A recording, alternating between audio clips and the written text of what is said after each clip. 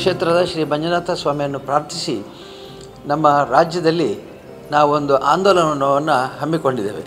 ಅದಂದರೆ ಧಾರ್ಮಿಕ ಕ್ಷೇತ್ರಗಳು ಮತ್ತು ವಿಶೇಷವಾಗಿ ಶ್ರದ್ಧಾ ಕೇಂದ್ರಗಳು ಶುಚಿಯಾಗಿರಬೇಕು.